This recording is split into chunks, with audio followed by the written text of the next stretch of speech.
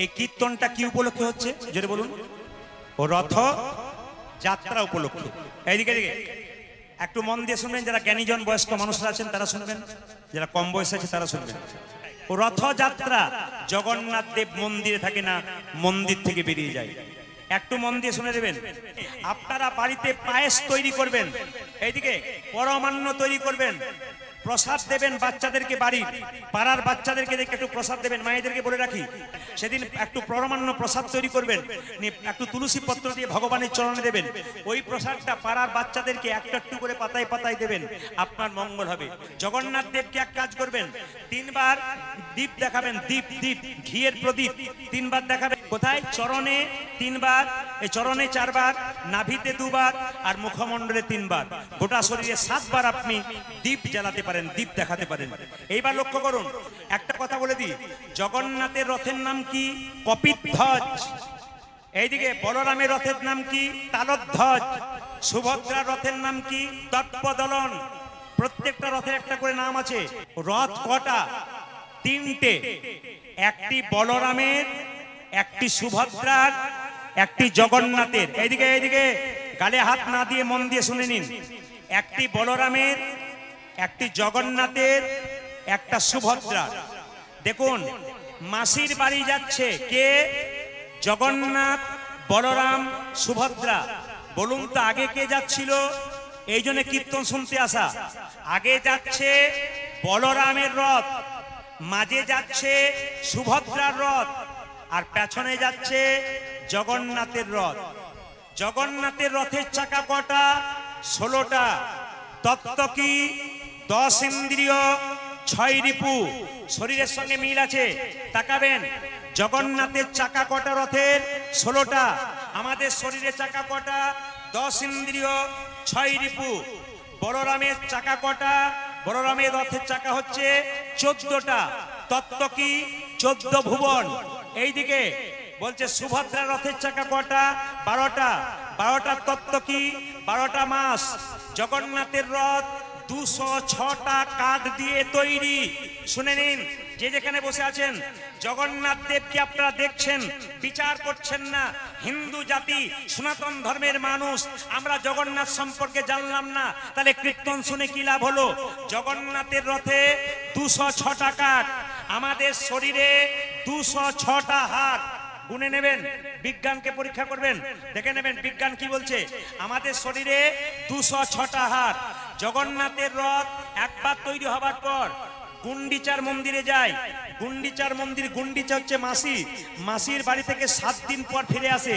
যখন মাসির বাড়ি যায় ওটাকে সোজা রথ বলা হয়। তার মানে জগন্নাথ, বলরাম, সুভদ্রা আবার ফিরে আসবে কোথায়? নিজ মন্দিরে। এই জন্য গুন্ডিচার মন্দির থেকে নিজের কাছে ফিরে আসবে, এই জন্য ওটার নাম হচ্ছে উল্টো রথ। এই রথটা যখন ফিরে আসবে উল্টো রথের দিনে, ওই রথটা কোনো কাজে লাগবে না। তাহলে কাঠগুলো কি হবে? ওই যে 206টা কাঠ আছে, ওগুলো কি হবে? জগন্নাথে যে ভোগ প্রসাদ তৈরি হয়, উনুনে দিয়ে ওই কাঠটাকে পুড়িয়ে ভোগ প্রসাদ তৈরি হবে। এখানে তত্ত্ব বলল, জগন্নাথ যেমন রথ থেকে নেমে গেল, সেই রথের কাঠগুলো দিয়ে যেমন পুড়িয়ে ভোগ প্রসাদ তৈরি হলো, আমাদের এই দেহরথ থেকে আত্মা কৃষ্ণ যেদিন নেমে যাবে, আমাদেরও শ্মশানের চিতাতে নিতাই গৌর হরি বল করে দেবে। তুলসী গাছে জল কারা কারা দিন? হাত তুলুন। তুলসী গাছে জল কারা কারা দিন? আচ্ছা, কারা কারা দেন না তারা হাত তুলুন তো। কারা কারা দেন না? 2-4 জন তুলেছে, দেয় না বলে। না না, কারা কারা দেন তারা তুললেন। শুনে নিন, আপনাদের যদি শান্তি পেতে হয়, হরি ভক্তি বিলাস পড়বেন, বইটা পরিষ্কার করে লেখা আছে। তুলসী গাছে জল দেওয়ার কিছু নিয়ম আছে। ভিজে কাপড়ে তুলসী গাছে জল দেবেন না। 1, তুলসী গাছ লাগাবেন মন্দিরে কোন দিন? তুলসী মন্দিরে কোন দিন লাগাবেন? বুধবার দিন। এগুলো মাথায় রাখবেন। তুলসী পাতা তুলবেন, কিন্তু পাতা তুলতে তুলতে পাতা বা গাছের ডাল যদি ভুল করে ভেঙে যায়, কৃষ্ণের অঙ্গে আঘাত লেগে যায়। অত সোজা নয়। তুলসী পাতা তুলে দিলেন আর তুলসী ডালটা ভেঙে গেল, কৃষ্ণের অঙ্গে আঘাত লেগে গেল, এ আপনার ফলটা উল্টো হয়ে গেল। না তোলাটাই ভালো। পশ্চিম দিকে মুখ করে তুলসী পাতা তুলবেন না। কেন বলুন তো? তাহলে কি মুসলমান ভাইরা পশ্চিম দিকে নামাজ পড়ে ওই জন্য না? মুসলিম ভাইরা পশ্চিম দিকে নামাজ পড়ে কেন? ওইদিকে ওনাদের একটা কাবা মসজিদ আছে, ওটাকে লক্ষ্য করে নামাজ পড়ে। আর হিন্দুদের জন্য বলল সূর্যদেব পূর্ব দিকে উদয় হয়, তাই সূর্যকে পিছু করে হিন্দু কোনো ভালো কাজ করবে না। আপনি যে কোনো বাড়ির কাজ করুন, সাধ্য কাজ বলুন, ভগবানের নাম করুন, সূর্যকে পিছু করলে আপনার কোনো কাজটাই সফল হবে না। ওই যে সূর্যকে পিছু আপনি করবেন না। উত্তর দিকে দেবেন জল, দক্ষিণ দিকে দেবেন, কিন্তু আপনি পশ্চিম দিকে মুখ করে দেবেন না, পূর্ব দিকে মুখ করে দেবেন। এইবার লক্ষ্য করুন, তুলসী পাতা যখন তুলবেন দাদা ভাইয়েরা, আপনারা কিন্তু শুকনো কাপড় পরে তুলবেন। জল দেবেন তাও শুকনো কাপড় পরে, ধুতি পরুন বা গামছা পরুন, একটু কোচা করে। স্নান করার পর 5টা মিনিট ভগবানের জন্য দিন। আচ্ছা, এইদিকে তাকাবেন, একটু তুলসী গাছের নিচে যে মাটিটা রয়েছে, ওই মাটিটা আপনার একটু করে তিলক নিয়ে নেবেন। এই যে আমি তিলক নিয়েছি, আপনারা তিলক নেন নাই। অনেকে তিলক নেন নাই কেন বলুন তো? আর বলবেন না তিলক নিলে কত লোকে কত খারাপ কথা বলে, ওই জন্য নিতে পারি না। হিন্দুদের সবচাইতে লজ্জার ব্যাপার কি বলুন তো, ঘৃণার ব্যাপার। আপনি তিলকমালা নিয়ে রাস্তায় দিয়ে যাবেন, 50 জন আপনার পেছনে লেগে যাবে। অন্যান্য ধর্মের মানুষ ধর্ম করলে তাদের পেছনে 50 জন বলে আমি তোর পাশে আছি, তুই ধর্ম করে যা। আর আমাদের একজন ধর্ম করলে দেখবেন তার পেছনে খোঁচা মারে, কেন? যাতে ও ধর্মটা করতে না পারে। যেমন আমাদের ওখানে একটা মেয়ে 25 বছর বয়স, ওর বিয়ে হয়েছে, একটা 3 বছরের বাচ্চা আছে। তো বাচ্চাটাকে নিরামিষ খাওয়াই আর নিজে তুলসীর মালা তিলক নিয়ে রাস্তা দিয়ে যায়। পাড়ার মেয়েগুলো বলাবলি করে, বাবারে দিদি হারাধনের বইয়ের কি ঢং, দিদি তুলসীর মালা তিলক করেছে যেন ভগবান আগেই পেয়ে যান। এইটাই সবচাইতে লজ্জার ব্যাপার। আপনারা যদি কেউ মনে করেন আমাদের মতো তিলক করতে না পারবেন, তাহলে একটা তিলক আপনারা করবেন, জল তিলক। সবাই শুনে নিন, সংসারে কিছু নিয়ম আছে। এই নিয়ম আচার বিচার করতে পারলে আপনি ভক্ত হয়ে যাবেন, আপনার জীবন সুন্দর হয়ে যাবে। আপনি ভাবতেই পারবেন আপনি কি ছিলেন আর কোন জায়গায় এলেন। আপনার জীবন সুন্দর এবং শান্তির একমাত্র পথ ভগবানের নাম ছাড়া কোনো পথ নাই। যত কীর্তন শুনবেন, যত জ্ঞান আহরণ করবেন, যত জীবনে ব্যবহার করতে পারবেন, জীবন সুন্দর হবে। আপনার কি করবেন? আপনি যা খাবেন খাবেন ভাতের সঙ্গে, স্নান করার পর হাতে একটু জল নেবেন। সেই জলটা নিয়ে কি করবেন? এরকম করে তিলক করে নেবেন, জল দিয়ে তিলক। কেউ দেখতে পাবে না, কিন্তু আপনি জল দিয়ে তিলকটা করে নেবেন। এইবার বলি, ওটার নাম জল তিলক। যদি মনে করেন 1 ফোঁটা নেবো, সবাইকে দেখাবো, যদি আমার দেখে কেউ ভক্ত হয়, তাই তুলসী গাছের নিচে যে মাটিটা রয়েছে, ওই মাটিটা আপনি কি করবেন? এই আঙ্গুলে করে নিয়ে হরে কৃষ্ণ মহামন্ত্র বলে 3 বার ঠেকিয়ে নেবেন। প্রশ্ন করবেন, প্রদীপ বাবু এই আঙ্গুলটা করে তুলসী মাটি নিলাম না, এই আঙ্গুলটা করে নিলাম না, এই আঙ্গুলটা করে নিলাম না, এই আঙ্গুলে নিলাম কেন, এই আঙ্গুলে নিলাম না কেন? এটার নাম বৃদ্ধাঙ্গস্থি, এটার নাম তর্জনী, এটার নাম মধ্যমা, এটার নাম অনামিকা, এটার নাম কনিষ্ঠা। অনামিকা মানে কি? তার কি নাম নাই? এটা ভগবান বিষ্ণুর আঙ্গুল। যারা গুরুমন্ত্র নিয়েছেন তারা দেখবেন, বিচার করে গুরুমন্ত্র জানিয়েছেন, দেখবেন এই আঙ্গুল থেকে গুরুমন্ত্র ভজন হয়। হ্যাঁ কি না? জোরে বলুন। আপনারা যারা গুরুমন্ত্র নিয়েছেন আমাকে হাত তুললেন, তারা দেখবেন গুরুমন্ত্র ভজন এই আঙ্গুল থেকে শুরু হয়, এই আঙ্গুল থেকে গুরুমন্ত্র শুরু হয়। এই জন্য আপনারা যখন তিলক নেবেন, এইভাবে এই আঙ্গুলে নেবেন, একটা বাতাসা ভগবানকে দেবেন, এই আঙ্গুলে দেবেন, একটা তুলসী পত্র ভগবানকে দেবেন, এই আঙ্গুলে দেবেন। মায়েরা, আমরা হিন্দুরা আমাদের ধর্মটাকে নষ্ট করছি কি করে দেখুন। একটা একটা করে শুনবেন এই গানটা গাইবার আগে। কি শুনবেন? দেখবেন মাংসর দোকানে দেখবেন পোস্টার দেওয়া থেকে শ্রীকৃষ্ণ মাংসর দোকান। আমাদের লজ্জা লাগা উচিত যে মাংসর দোকান করেছে, ওপরে লিখেছে শ্রীকৃষ্ণ মাংসের দোকান। সেই লোকটা লজ্জা লাগা উচিত, আমি কি নাম লিখছি, শ্রীকৃষ্ণের নামে মাংস কাটছি। আবার দেখবেন বিয়ে যখন হয় তখন আপনারা যে মেনু চার্টটা পান, ওখানে কত লজ্জার কথা। আপনার রাধা পল্লবী হয় না? এইদিকে জোরে বলুন, রাধা পল্লবী হয় না? জোরে বলুন। বিয়েতে হয় না, কোন অনুষ্ঠান হয় না, রাধা পল্লবী খান না নানের মতো? ও আপনাদের হয় না? হয়। একজন এমনি করছে, বলছে হয় না, যাক উনি খান নাই, আপনারা খেয়েছেন। মায়েরা, রাধা পল্লবী হয় না? তো রাধা, এইদিকে এইদিকে ওপরে লেখা থাকে রাধা পল্লবী, তার নিচে লেখা থাকে চিকেন কাটলেট, মটন কাটলেট। লজ্জা লাগা উচিত। রাধা পল্লবী নাম দেবো কেন? পাল্টে দেবো। আর রাধা পল্লবী যদি করবো তা নিরামিষ করবো। রাধার নিচে চিকেন লিখবো কেন? রাধার নিচে কাটলেট, মটন কাটলেট লিখবো কেন? খাসির মাংস, মুরগির মাংস, এই নামগুলো লিখবো কেন? এটা আমাদের লজ্জা হচ্ছে এগুলো। আপনারা দেখবেন, সবাই লক্ষ্য করবেন, ধূপকাঠির প্যাকেটে রাধা কৃষ্ণের ছবি থাকে।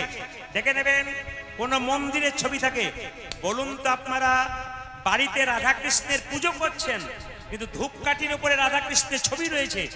ওই রাধাকৃষ্ণের ছবি রয়েছে, ওই ধূপকাঠিটা শেষ হয়ে গেলে ধূপকাঠিটা বাড়িতে যত্ন করে রাখেন না ঝেঁটিয়ে বাইরে ফেলে দেন? কোনটা বলুন, জোরে বলুন। হ্যাঁ, কোনটা?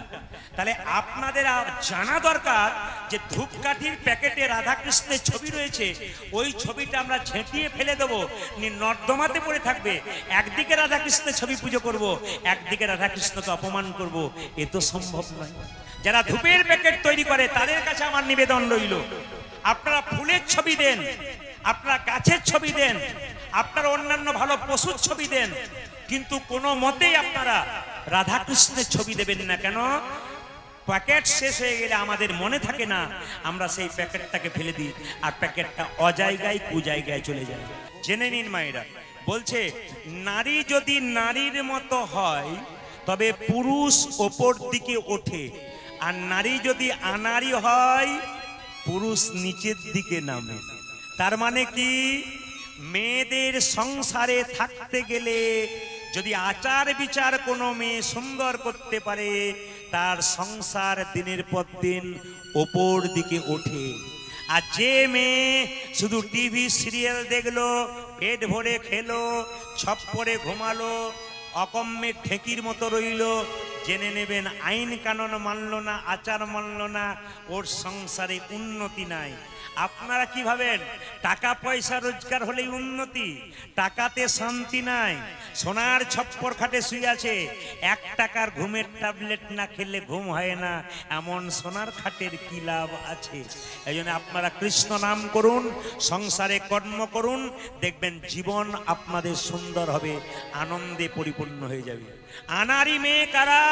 যে মেয়েরা সকালবেলায় ঘুম থেকে উঠে বিছানা কাপড়ে ঘরের কাজ করে, ওদের সংসারে কাজ হয়, কিন্তু কাজটা অমঙ্গলের হয়, মঙ্গলের হয় না। অনেক মেয়ে দেখবেন সকালে উঠে স্নান করে না, বিছানা কাপড়েই দিব্যি ঘরের কাজ করতে লাগলো, দেখবেন ওর বাড়িতে টাকা আসতে পারে কিন্তু শান্তি নাই, আনন্দ নাই। ওই জন্য নারী যদি নারীর মতো হয়, পুরুষ ওপরে ওঠে। নারী ছিল কে? পদ্মাবতী, যিনি জয়দেবকে গোবিন্দ চরণ পাইয়ে দিয়েছিলেন। নারী ছিল কে? রানী রজকিনীর মেয়ে চণ্ডীদাসকে পদকর্তা তৈরি করেছিলেন। নারী ছিল কে? রামকৃষ্ণদেবের স্ত্রী সারদা মা, তিনি যদি পাশে না থাকতেন রামকৃষ্ণদেব পরমহংসদেব হতে পারতেন না। একজন পুরুষ যত বড় হবে জানবেন নারীর সাহায্য তার পেছনে আছে। নারীর যদি সাহায্য না থাকে পুরুষ কোনোদিন বড় হতে পারে না। পুরুষ এগিয়ে যাবে, নারী তার পেছন পেছন যাবে। কেন? নারীর আরেক নাম সহধর্মিনী। স্বামী ধর্ম করবে, স্ত্রী তাকে সাহায্য করবে, এরই নাম সহধর্মিনী। আপনারা একমাত্র পারেন ধর্মটাকে ধরে রাখতে। পুরুষ মানুষ তো কাজের জন্য বাইরে থাকবে, আপনি ঘরে আচার বিচার করুন, দেখবেন আপনার লাভ আছে। আজকে হরিবাসরে কিছু আচার বিচারের কথা বলবো, এগুলো আপনারা মন দিয়ে শুনবেন, সংসারে ব্যবহার করবেন, দেখবেন আপনার সংসার সুন্দর হয়ে যাবে। আপনি যদি অসুস্থ অবস্থায় বাড়িতে শুয়ে থাকেন, আপনার বাচ্চা যদি আপনার কোলে চাপতে যায়, আপনি কি বাচ্চাকে দূর দূর করে তাড়িয়ে দেবেন? না। কেন বলুন তো? বাচ্চাকে তাড়িয়ে দেবেন না কেন? বাচ্চাকে যে মা খুব ভালোবাসে। তাহলে বিল্লমঙ্গলের মা বিল্লমঙ্গলকে তাড়িয়ে দেয় কেন? একটাই কারণ। কি কারণ? সে জানে আমার যে রাজরোগ হয়েছে, যদি আমার ছেলের মধ্যে রোগটা হয়ে যায়, রোগটা বড় ছোঁয়াচে রোগ, তাই বারবার বিল্লমঙ্গলকে তাড়িয়ে দেয়। একদিন বিল্লমঙ্গল মনে মনে ভাবছে, মা সত্যি কি আমায় ভালোবাসে না? পাড়ার ছেলেকে জিজ্ঞেস করে, আচ্ছা তোদের মা কি তোদের ভালোবাসে না? বলে খুব ভালোবাসে। এতজন মা এখানে কীর্তন শুনতে এসছেন, আপনি যদি অসুস্থ অবস্থায় পড়ে থাকেন, আপনার বাচ্চা যদি আপনার কোলে চাপতে যায়, আপনি কি দূর দূর করে তাড়িয়ে দেবেন? আসলে তাড়িয়ে দেবেন না। বিল্লমঙ্গলের মা তাড়িয়ে দিচ্ছে কেন আপনারা জেনে নিন। আমি তো আগেই বললাম, তাড়িয়ে দিচ্ছে এই জন্যে যে আমার বংশে প্রদীপ জ্বালানোর জন্য কেউ থাকবে না, যাতে আমার ছেলেটা বেঁচে থাকে, তার জন্য ছেলেটাকে বারবার তাড়িয়ে দেয়। একদিন বিল্লমঙ্গলের মা মারা গেল। এইদিকে যারা দান দিচ্ছেন তাদের কাছে একটা নিবেদন রইল, দান আপনারা দেবেন কিন্তু কান এখানে রাখবেন। কীর্তন শুনতে শুনতে মন আর কান এখানে রাখতে হয়, কারণ ভগবান বলেছেন কটা আপেল কটা লেবু দিলে মন্দিরে ওটার দিকে তাকাই না, তুমি তোমার মনটা আমার দিকে দিলে কিনা ওইটা হচ্ছে আসল ব্যাপার। এই জন্য আপনারা কিছু নিয়ে আসেন নাই, আজকে আপনাদের মনটা নিয়ে এসছেন, এই মনটা ভগবানের চরণে দিন। বিল্লমঙ্গলের মা যখন মারা গেল, মায়েরা কেউ যদি মারা যায় তাকে বাঁশের মাচাতে করে ঘরের দড়ি দিয়ে ছেঁড়া তালাই দিয়ে বেঁধে নিয়ে যায়। আপনাদের মুর্শিদাবাদে নিশ্চয়ই যায় না, সব জায়গাতেই যায়। যখন নিয়ে যাচ্ছে তখন বিল্লমঙ্গল 5 বছরের বয়স চিৎকার করে বলছে, আমার মাকে তোমরা বেঁধে নিয়ে যাচ্ছ কেন? আমার মা কি অপরাধ করেছে? আসলে 5 বছরের বাচ্চারা জানেই না মা মারা গেলে কি হয়। আছাড় খেয়ে বারবার মাটিতে কাঁদছে মা মা বলে। পাড়ার মেয়েরা বলছে, বিল্লমঙ্গল কাঁদিস না, তোর মা মরে গেল তো কি হবে, আমাকে মা বলবি। ও তো সান্ত্বনা ছাড়ার কিছু নয়। আসল মা চলে গেলে কি আসল মায়ের মতো ভালোবাসা কেউ দিতে পারে? যতজন কীর্তন শুনতে এসছেন তারা মন দিয়ে শুনবেন। এ সংসারে আপনি কৃষ্ণ পুজো করুন আর না করুন, ভগবান পুজো করুন আর না করুন, আপনার বাড়িতে দুটো জীবন্ত দেবদেবী আছে, তাদেরকে আপনারা পুজো করুন। একটি মা, একটি বাবা। যদি সংসারে মা বাবাকে সম্মান না দিতে পারলেন, আপনার জীবনে লাভ নেই। প্রত্যেকটি ছেলেকে বলবো, 10 কিলোমিটার হেঁটে কাঁধে বাঁক নিয়ে জল নিয়ে শিব মন্দিরে জল ঢালতে যাচ্ছ। বাবা শিব বলতে চাইছে, নিজের বাবা এক গ্লাস জল পেল না আর তুমি আমার মাথায় জল দিতে এসেছো, তোমার জল দেওয়া কোনো লাভ হবে না। আগে নিজের বাবা মাকে জল দাও, তারপর আমাকে জল দাও, তবে তোমার লাভ হবে, নইলে হবে না। মায়েরা, মায়ের মতো আপন কেউ হয় না, বাবার মতো আপন কেউ হয় না। বাবা হলো কি বাড়ির ছাদ, আর মা হলো কি বাড়ির খুঁটি। জেনে রাখুন, ছাদ আর খুঁটি যদি দুর্বল হয়ে যায়, সংসার নিতাই গৌর হরিবল হয়ে যায়। তাই প্রত্যেকটি ব্যক্তিকে, প্রত্যেকটি ছেলে মেয়েকে আমার একটাই নিবেদন রইল, বাড়িতে মা বাবাকে তোমরা সম্মান দেবে, মা বাবাকে একটু পুজো করবে, মা বাবাকে ভক্তি করবে, সংসার সুন্দর হবে। জেনে নিন মায়েরা, একটা মায়ের পেটে একটা বাচ্চা 10 মাস 10 দিন জায়গা হয়। সেই ছেলে বড় হয়ে যখন কলকাতাতে একটা ফ্ল্যাট কেনে, তখন সবার জায়গা হয়, কিন্তু মা বাবার জায়গা হয় না। রাত্রিবেলায় কীর্তন শুনতে এসছেন, যখন বাড়ি ফিরে যাবেন দেখবেন বাড়ির সবাই ঘুমিয়ে গেছে, কিন্তু মা ঘুমায় নাই। দরজাটা খুলছে আর বেরোচ্ছে, এরই নাম মা। মেয়েরা দেখবেন বাপের বাড়ি যায় না কখন থেকে বলুন তো? যখন থেকে তার বাবা মারা যায়, মা মারা যায়। অনেক মেয়েকে জিজ্ঞেস করা হয়, দিদি তুমি বাপের বাড়ি যাবে না? বলে কার কাছে যাব? আমার মা বাবা নেই, আমি কার কাছে গিয়ে দাঁড়াবো? ওই জন্য মা বাবা যতদিন মেয়েদের বেঁচে থাকে ততদিন মেয়েরা বাপের বাড়ি যায়, বাকি কিন্তু আর যেতে চায় না। মায়ের মতো আপন কেউ হয় না। দাদা ভাইরা, মা সুন্দর করে রান্নাতে করে দেয়, আপনি পেট ভরে খেয়ে চলে যান, কিন্তু মাথায় রাখবেন, একবারও কি আপনি দেখেন যে মা কি পেল কিনা? কিন্তু মায়ের কোনো অভিমান নাই, মা সবাইকে দিয়ে দেয়, কিন্তু মা নিজের জন্য কিছু রাখে না। এরই নাম হচ্ছে মা।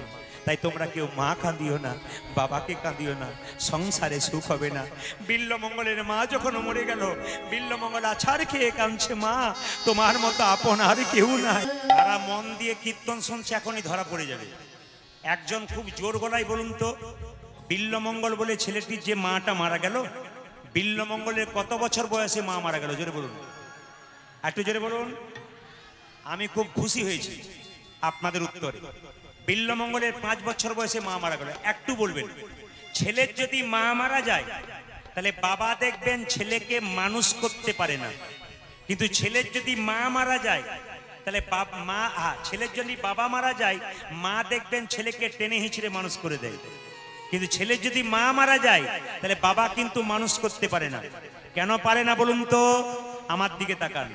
পাছে লোকে কিছু বলে, বিল্লমঙ্গলে যখন মা মারা গেল, তার বাবা যখন বিল্লমঙ্গলকে শাস্তি দিতে, পড়াশোনা নেই, যখন বারবার শাসন করতে যায়, পাড়ার লোকে বলে, ও শিব শঙ্কর, তোমার ছেলেটার মা মারা গেল আর তুমি মারধর করছো, তোমার লজ্জা করছে না? তুমি কত পাষণ্ড লোক।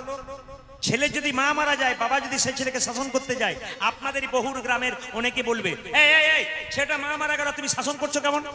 পাছে লোকে কিছু বলে, আর কিছু না বলতে বলতে বাচ্চাকে কাঁধে চাপানো হয়। আপনারা মন দিয়ে শুনে নেবেন, যে যেখানে বসে আছেন। বাচ্চা ছেলেকে মানুষ করতে গেলে খুব ভালো শুনবেন, বাচ্চা ছেলের মনটা হচ্ছে কচি বাঁশের মতো। এইদিকে যারা বাচ্চাকে কোলে নিয়ে আদর করছেন, চুমু খাচ্ছেন, আমি দেখতে পাচ্ছি, তারা একটু কান দিয়ে শুনে নেবেন। বাচ্চাকে মানুষ করতে গেলে কতগুলো দামি দামি কথা। বাচ্চার মন হচ্ছে কাঁচা বাঁশের মতো, যেদিকে বাঁকাবেন সেদিকে বাঁকবে, বাঁশ মোটা হয়ে গেলে আর বাঁকবে না। বাচ্চাকে শিক্ষা দেবেন ভালো, তো ছোট থেকে দিন, ছেলে বড় হয়ে গেলে আর শিক্ষা নেবে না। চাণক্য পণ্ডিত বলেছে, বাচ্চাদের 5 বছর পর্যন্ত কোনো দোষ ধরবে না। ছোট ছোট বাচ্চা খেলবে, পড়বে, ভাঙবে, কিচ্ছু বলবে না। কিন্তু ছেলের বয়স যখন 5 থেকে 15, তখন বাচ্চার হাতে মোবাইল দেবেন না। আমি দেখতে পাচ্ছি আপনাদের বাচ্চাদের হাতে মোবাইল দিয়েছেন, আপনি গান শুনছেন, দিব্যি পেছন থেকেও ছবি করতে শুরু করেছে। আপনি মনে মনে ভাবছেন মোবাইলটা নিয়ে আনন্দে থাকুক, আমি গানটা শুনে নি, তা নয়। আপনার বাচ্চাকে আপনি নষ্ট করছেন। ওই মোবাইল চালাতে চালাতে একদিন দেখবেন আপনার বাচ্চা যখন বড় হয়েছে আর ঘরে নাই, নিতাই গৌর হরিবোল হয়ে গেছে। এই জন্য বলে দিই, বাচ্চার 5 বছর পর্যন্ত মায়েরা কোনো দোষ ধরবেন না বাবারা। ছেলের যখন 5 থেকে 15 বছর বয়স হবে, মেয়েরও তাই, তখন শাসনের চোখে রাখবেন। ছেলে মেয়েকে 5 থেকে 15 পর্যন্ত একবারে লাল চোখে রাখবেন, শাসনে রাখবেন। যখনই ছেলে মেয়ের বয়স 16 পেরিয়ে যাবে, পুত্র মিত্র বদাচরে, বাবা মা তখন বন্ধুর মতো ব্যবহার করবে, নইলে ছেলে মেয়ে বিগড়ে যাবে। ছেলের যদি 15 বছর বয়স হয়ে যায়, তারপর থেকে মেয়ের যদি 15 বছর বয়স হয়ে যায়, বাবা মা সবসময় বন্ধুর মতো ব্যবহার করবে, নইলে ছেলে মেয়ে কিন্তু বিগড়ে যাবে। বিল্লমঙ্গলে যখন 20 বছর বয়স হলো, বিল্লমঙ্গল কতগুলো পাড়ার অসৎ ছেলের সঙ্গে মেলামেশা করলো। কৃষ্ণবেন্না নদীর ওই পারে কতগুলো পতিতা মেয়ে টাকার বিনিময়ে দেহ বিক্রি করে, ওইখানে চলে গেল বিল্লমঙ্গল। ওখানে গিয়ে ভালোই বলুন মন্দ বলুন কিছু একটা হলো। ওখানে একটা সুন্দরী মেয়ে এসেছে, যুবতী, ওর নাম চিন্তামণি, মাত্র 16 বছর বয়স। এই দিয়ে তাকাবেন, চিন্তামণির বয়স কত বললাম? 16। আর বিল্লমঙ্গলের বয়স কত বললাম? 20। চিন্তামণিকে বিল্লমঙ্গল দেখলো, আর বিল্লমঙ্গলের সঙ্গে চিন্তামণির প্রেম হয়ে গেল, ভালোবাসা হয়ে গেল। নদী পারে এক পতিতা নাম চিন্তামণি, অজয় নজরে করে এক পতিতা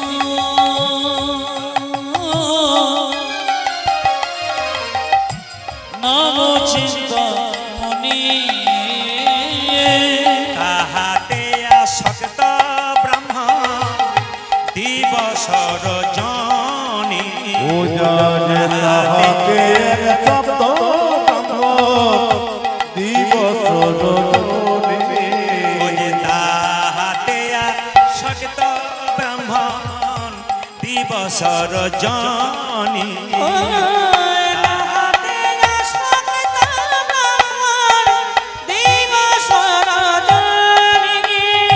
চিন্তামণি চিন্তামণি প্রাণের চিন্তামণি,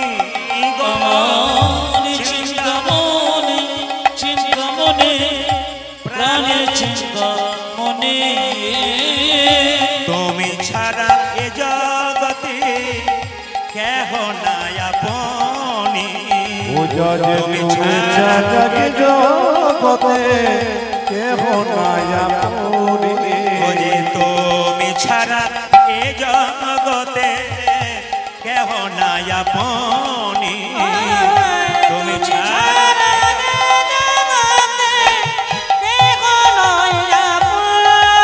আমার প্রাণের চিন্তামণি, আমার প্রাণের চিন্তামণি, আমার প্রাণের চিন্তামণি। মায়েরা, এবার দেখবো আপনারা কেমন মন দিয়ে শুনছেন। বিল্লমঙ্গলে এখন কত বয়স হলো জোরে বলুন? 20। যে মেয়েটার সঙ্গে স্যার ভালোবাসা হলো, প্রেম হলো, ওই মেয়েটার নাম কি বলুন তো? চিন্তামণি। বয়স কত জোরে বলুন? 16 বছর। 16 বছরের মেয়ে চিন্তামণি পতিতালয়ে থাকে, কিন্তু পতিতাবৃত্তি করে না। আর কে? বিল্লমঙ্গলের সঙ্গে প্রেম হয়ে গেল। এইটুকু জেনে নিন, ছেলে যদি কোনো খারাপ কাজ করে বাবার কাছে নালিশ আছে, ছেলে যদি কোনো খারাপ কাজ করে মায়ের কাছে নালিশ আছে। বিল্লমঙ্গল প্রত্যেকদিন পতিতালয়ে যায়। গ্রামের লোকরা বিল্লমঙ্গলে বাবা ভগবান শিব শঙ্করকে বললো, ও শিব শঙ্কর, এই পুজো পাঠ করছো, নিজের ছেলের দিকে নজর দিয়েছো? বলে কেন? তোমার ছেলে পতিতালয়ে যায়। শোনো বাবু, পতিতালয়ে যাওয়া বন্ধ করো, তোমার ছেলেকে তোমাকে গ্রাম ছাড়া করে দেবো। আচ্ছা বলুন তো, আপনারা যারা বসে আছেন বাবা হয়েছেন, ছেলের নামে নালিশ যদি বাবার কাছে যায়, বাবা কি করবেন? ছেলেকে একবার ডাকবেন, এই বিল্ল এদিকে আয়। বিল্লমঙ্গল যখন গেল, বিল্লমঙ্গলকে তার বাবা বোঝাচ্ছে, এই বিল্ল তুই বড় হয়েছিস বাবা, পুজো পাঠ কর, ব্রাহ্মণের ছেলে গায়ত্রী মন্ত্র জপ কর, তুই পতিতালয়ে যাস না। তুই যদি পতিতালয়ে প্রত্যেক দিন যাস, আমাকে আর তোকে গ্রাম ছাড়া করে দেবে, যাস নে বাবা। এক কানে শুনলো, এক কানে বের করে দিল। 20 বছর বয়স হয়েছে। বিল্লমঙ্গলের বাবা একদিন মারা গেল। আচ্ছা বলুন, বিল্লমঙ্গল অসুচ হয়ে গেল। আপনার হাত তুলে বলবেন, ব্রাহ্মণদের কেউ মারা গেলে কদিনে কাজ হয়? জোরে বলুন, কদিনে কাজ হয়? ব্রাহ্মণদের কেউ মারা গেলে কদিনে কাজ হয়? একজন মা কিন্তু দেখিয়ে দিয়েছে কদিন? 10 দিনে কাজ হয়। উত্তর দিতে হবে আপনাকে, 10 দিনে। এইবার আপনারা বলবেন, বিল্লমঙ্গলের বাবা মারা গেল, মা মারা গেছে 5 বছর বয়সে, বাবা মারা গেল 20 বছর বয়সে। এইবার আপনারা বলবেন আমাদের দেহটা মারা যায় না আত্মা মারা যায়? জোরে বলুন, শুনবেন ভালো করে। দেহ মারা যায় না আত্মা মারা যায়? দেহটা মারা যায়। কেন বলুন তো? যে কাপড়টা আপনারা পরেছেন ওই কাপড়টা যখন ময়লা হবে, নোংরা হবে, পুরনো হবে, ওই কাপড়টা পরিবর্তন করে নতুন কাপড় পরবেন। এই দেহ যখন জীর্ণ হয়ে যাবে, পুরনো হয়ে যাবে, তখন আত্মা কি করে? এই দেহ ত্যাগ করে অন্য দেহে যায়। প্রশ্ন হবে, প্রদীপ বাবু আপনি যেদিন মারা যাবেন আপনার আত্মা কোথায় যাবে? জেনে নিন, আপনারা যেদিন মারা যাবেন আপনাদের আত্মা কোথায় যাবে? বলছে মানুষ কুলে জন্মগ্রহণ করে কেউ যদি পশুর মতো কর্ম করে তবে তার পশু কুলে জন্ম হয়। মানুষ কুলে জন্ম নিয়ে আপনি উল্টো পাল্টা গান শুনছেন, উল্টো পাল্টা জায়গায় যাচ্ছেন, তারপর আপনি পশুর মতো কর্ম করছেন, পরের জন্মে আপনার পশু কুলে জন্ম হবে। আর মানুষ কুলে জন্ম নিয়ে যদি আপনি মানুষের মতো কর্ম করেন পরের জন্মে মানুষ হবেন। আর মানুষ কুলে জন্ম নিয়ে কেউ যদি মহাপুরুষের মতো কর্ম করেন তার দ্বিতীয় জন্ম হবে না, গোবিন্দ চরণ প্রাপ্ত হবে। কেন বলুন তো? যে ধানকে সেদ্ধ করে মাঠে ছড়ানো হয় তার যেমন দ্বিতীয় গাছ হয় না, যে দেহ হরিনামে সিদ্ধ হয়ে যায় তার দ্বিতীয় জন্ম হয় না, তার গোবিন্দ চরণে প্রাপ্ত হয়ে যায়। জেনে নিন আপনারা, মানুষ মারা গেলে স্বর্গে গেল না নরকে গেল কি করে জানবেন? আজকে বহুরুল গ্রামে আপনারা কীর্তন শুনছেন, পরিষ্কার জেনে নিন, এখানে যদি কেউ মারা যায় আপনি যখন দেখতে যাবেন তাকে দেখলেই বুঝে নেবেন ও স্বর্গে গেল না নরকে গেল। কি করে বুঝবেন? যদি কেউ মৃত্যুর সময় মুখটা বিভৎস হয়ে যায়, বিকট হয়ে যায়, চোখগুলো ভয়ঙ্কর হয়ে যায়, মুখটা ভয়ঙ্কর হয়ে যায়, জানবেন উনি গেলেন নরকে। আর কোনো মানুষ যদি মৃত্যুর পরে মনে হচ্ছে ঘুমাচ্ছে তাহলে জানবেন উনি যাচ্ছেন স্বর্গে। আপনাদের কাছে নিবেদন রইল, জন্ম হোক যথা তথা, কর্ম যেন ভালো হয়। যদি আপনার কর্ম ভালো হয় মৃত্যুর সময় আপনি যখন মরবেন তখন মনে হবে ঘুমাচ্ছে। আর আপনার যদি কর্ম খারাপ হয়, মানুষ কুলে জন্ম নিয়ে আপনি খারাপ হন, ভেতরে ভেতরে অন্যায় করেন, লোকের হিংসা করেন, নিন্দা করেন, আপনার মৃত্যুর পর দেখবেন আপনার মুখটা বিভৎস হয়ে যাবে, বিকৃত হয়ে যাবে। এইটা দেখে বুঝবেন। আর একটা দেখে বুঝবেন কি, এই বহুরুল গ্রামের কোন একজন ব্যক্তি মারা গেলে যখন তাকে শ্মশান ঘাটে নিয়ে যাবে দাহ করবার জন্য, তখন যদি কেউ বলে লোকটা খুব ভালো ছিল গো, লোকটা খুব কৃষ্ণ ভক্ত ছিল, আহা হা মরে গেল গো, লোকটা খুব ভালো ছিল, জানবেন ইনি যাচ্ছেন স্বর্গে। আর আপনার মৃত্যুর পর কেউ যদি বলে এই বেটা মারা গেল ভালো হলো, এ গ্রামটাকে ছাড়খাড় করেছে, জ্বালিয়ে দিয়ে গেছে, জানবেন ইনি গেলেন নরকে। এইবার জেনে নিন, ভাগবত বলল আমাদের শরীরে 9টা ছিদ্র দিয়ে প্রাণ বেরোয়, যদি ওপরে 7টা ছিদ্র দিয়ে প্রাণ বেরোয় আপনি স্বর্গে গেলেন, আর নিচের 2টো ছিদ্র দিয়ে প্রাণ বেরোয় আপনি নরকে গেলেন। গুনে নিন আমাদের 9টা ছিদ্র কি কি? 2টি কান, 2টি চোখ, 2টি নাকের ছিদ্র, 1টা মুখের ছিদ্র, এগুলো ওপর দিকে হলো, নিচের দিকে 2টো পায়ু এবং উপস্থ, 8 9, তার মানে পায়খানা এবং প্রস্রাবদ্বার। জেনে নিন, যদি নিচের দরজা দিয়ে প্রাণ বেরোয় আমাদের, পায়ু এবং উপস্থ, পায়খানা প্রস্রাব কেউ মৃত্যুর সময় করে দেয়, 100% জেনে নিন উনি নরকে যাচ্ছেন। মৃত্যুর সময় কোনো ব্যক্তি যদি পায়খানা প্রস্রাব করে দেয়, ভাগবত বলল উনি যাচ্ছেন নরকে। জেনে নিন, যদি মৃত্যুর সময় আপনার চোখ দিয়ে প্রাণ যায়, কান দিয়ে প্রাণ যায়, নাক দিয়ে প্রাণ যায়, মুখ দিয়ে প্রাণ যায়, আপনি স্বর্গে যাবেন। বুঝবেন কি করে? অনেকে দেখবেন মরে তাকিয়ে তাকিয়ে মরে, তার মানে ওনার চোখ দিয়ে প্রাণ গেল। অনেকে মরে হাঁ করে মরে, ওনার মুখ দিয়ে প্রাণ গেল। অনেকে মরে কানের ফুটোগুলো দেখবেন মোটা হয়ে যায়, তখন বুঝবেন খসখস করে, ওই দিয়ে প্রাণ গেল। অনেকে মরে নাকের ফুটো মোটা হয়ে যায়, খসখস করে, ওই দিক দিয়ে প্রাণ গেল। এই জন্য জেনে নিন বাবা, এই 7টা ছিদ্রের মধ্যে যদি কারো ভাগ্যক্রমে প্রাণ যায় উনি স্বর্গে গেলেন, আর নিচের ছিদ্র দিয়ে প্রাণ গেলে উনি নরকে গেলেন। বিল্লমঙ্গলের বাবা যখন মারা গেল অসচ অবস্থায় প্রত্যেক দিন চিন্তার কাছে যায় পতিতালয়ে। চিন্তামণি দেখুন ভালোবেসেছে, ভালোবাসা যদি ভালোবাসার মতো হয় তবে তাকে অনেক উঁচুতে উঠানো যায়। ভালোবাসা কামনা বাসনা নেই, ভালোবাসা এক মরে না 2 জন মরে। চিন্তামণি এমন ভালোবেসেছিল, ঠাকুর তুমি প্রত্যেকদিন অসহ্য অবস্থায় তুমি আমার কাছে আসছো কেন? তোমার বাবা মারা গেছে, তুমি এই অবস্থায় আসছো, লোকে তোমাকে কি বলবে? কালকে তোমার বাবার শ্রাদ্ধ, কালকে তুমি এসো না। প্রত্যেক দিন আসছো, কালকে এসো না ঠাকুর। কালকে এলে তোমার অন্যায় হবে, তোমার বাবার শ্রাদ্ধ। আমার মাথায় হাত দিয়ে কথা দাও, কাল তুমি আসবে না। যদি এসো আমি বিষ খেয়ে আত্মহত্যা করবো। যেই না বলে যে বিষ খেয়ে আত্মহত্যা করবো, বিল্লমঙ্গল চিৎকার করে বলল, চিন্তা, ছোটবেলায় আমার মা মারা গেছে, এখন আমার বাবা মারা গেল, তুমি মরে গেলে আমার কি আর আছে? বিল্লমঙ্গল চিন্তার হাত ধরে বলল, তুমি চিন্তামণি প্রেমের রমণী, তুমি চিন্তামণি প্রেমের রমণী, তুমি চিন্তামণি প্রেমের রমণী, তুমি চিন্তামণি প্রেমের রমণী, তুমি হও পিতৃ মাতৃ, তুমি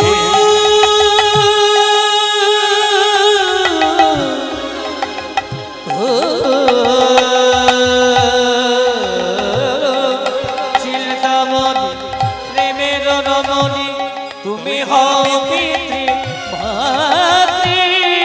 সন্ধ্যা যাজন তোমারি ভজন, আজ কৃষ্ণ যজন তোমারি ভজন, সন্ধ্যা যাজন তোমারি ভজন,